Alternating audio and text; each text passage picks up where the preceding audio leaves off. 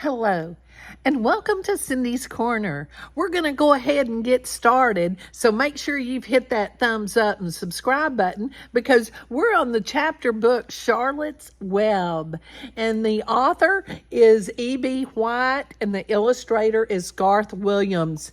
And if you turn to the table of contents, we are on chapter 14.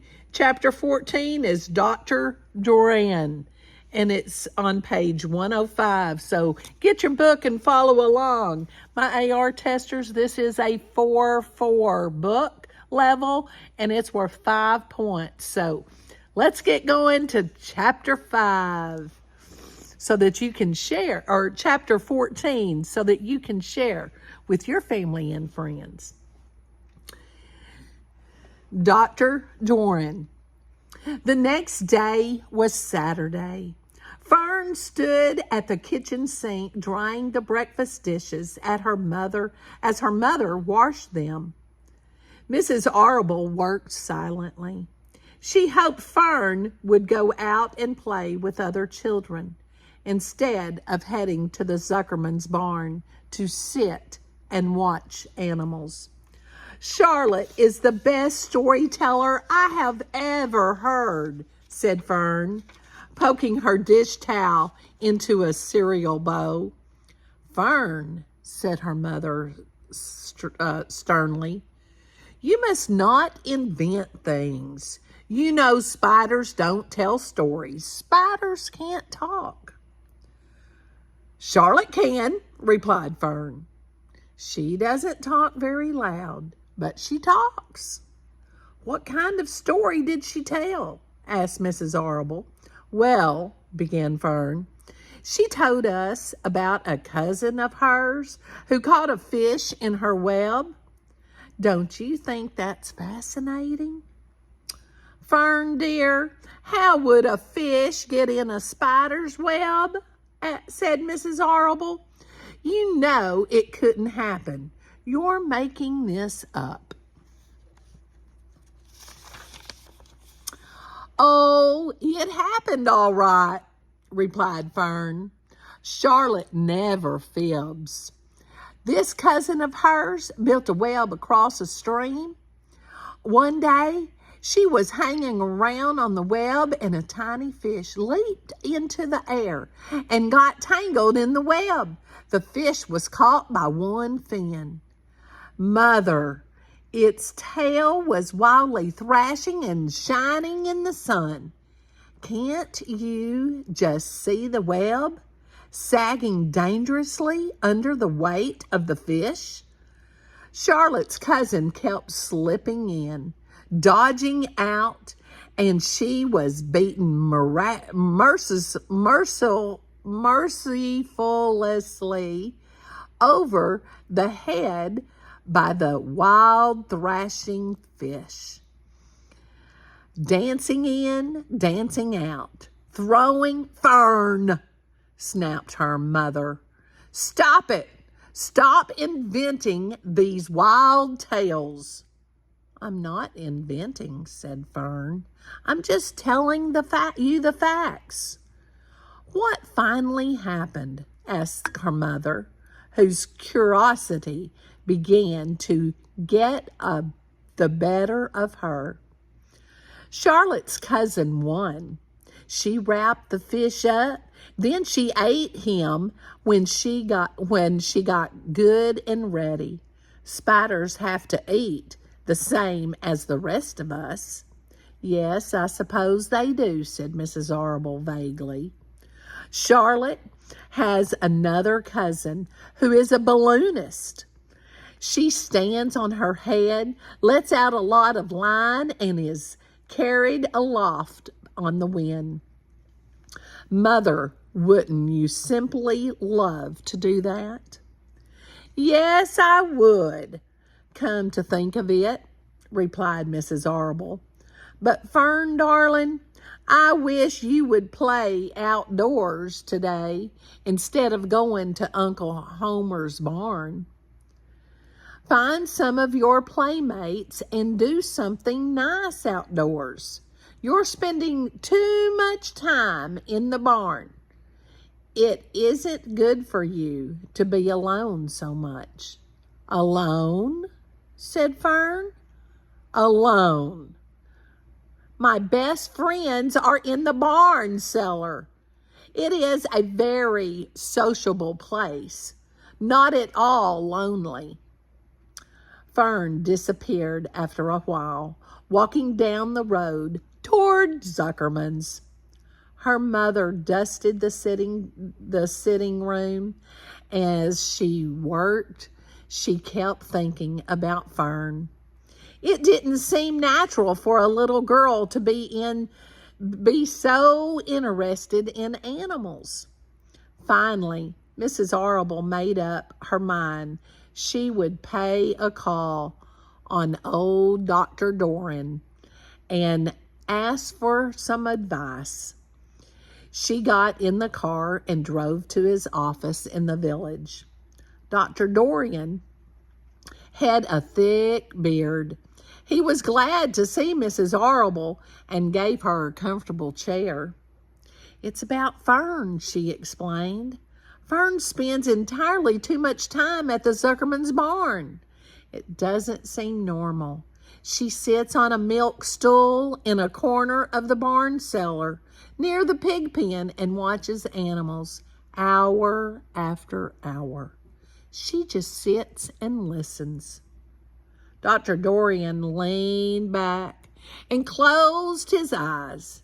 "How enchanting," he said. "It must be real nice and quiet down there. Homer has some sheep, hasn't he?" "Yes," said Mrs. Arable. "But it all started with that pig that we let Fern raise on a bottle. She calls him Wilbur. Homer bought the pig, and ever since it left our place, Fern has been going to her uncle's to be near it." "I've been hearing things about that pig," said Dr. Dorian, opening his eyes. They say he's quite a pig." "Have you heard about the words that appeared in the spider's web?" asked Mrs. Arable nervously. "Yes," replied the doctor. "Well, do you understand it?" asked Mrs. Arable. "Understand what?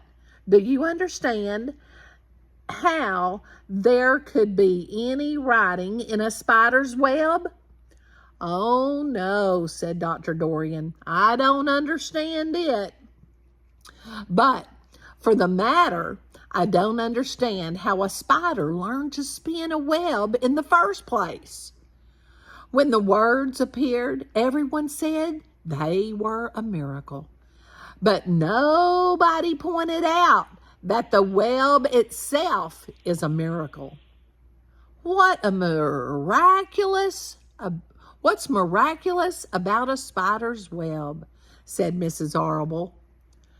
"I don't see why you say a web is a miracle. It's just a web." "Ever try to spin one?" asked Dr. Dorian. Mrs. Arable shifted uneasily in her chair. "No," she replied, "but I can crochet a dolly, and I can knit a sock." "Sure," said the doctor. "But somebody taught you, didn't they?" "My mother taught me." Well, who taught a spider? A young spider knows how to spin a web without any instructions from anybody. Don't you regard that as a miracle?" "I suppose so," said Mrs. Arable. "I never looked at it that way before. Still, I don't understand how those words got into the web. I don't understand it, and I don't like what I can't understand." "None of us do," said Dr. Dorian, sighing. "I'm a doctor. Doctors are supposed to understand everything, but I don't understand everything, and I don't intend to let it worry me. Mrs. Arable fidgeted. Fern says the animals talk to each other. Dr. Dorian, do you believe animals talk?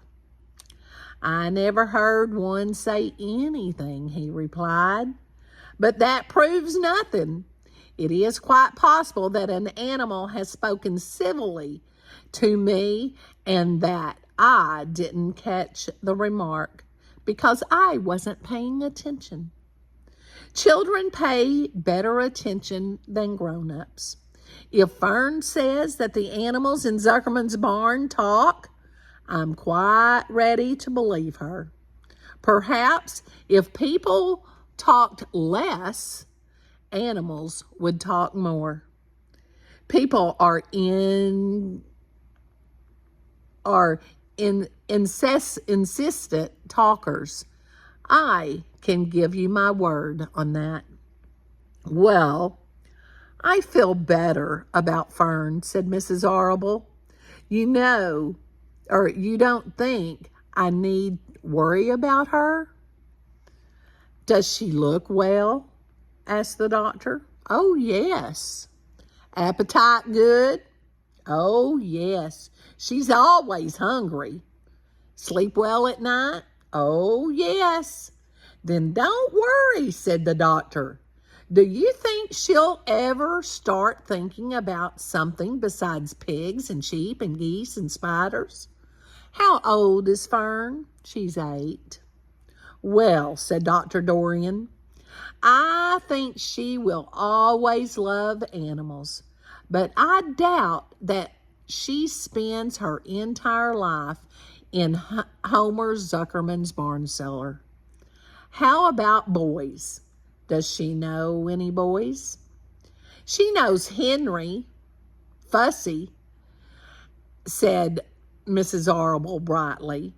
Dr. Dorian closed his eyes again and went into deep thought. Henry Fussy, he mumbled. Remarkable. Well, I don't think you have anything to worry about. Let Fern associate with her friends in the barn if she wants to.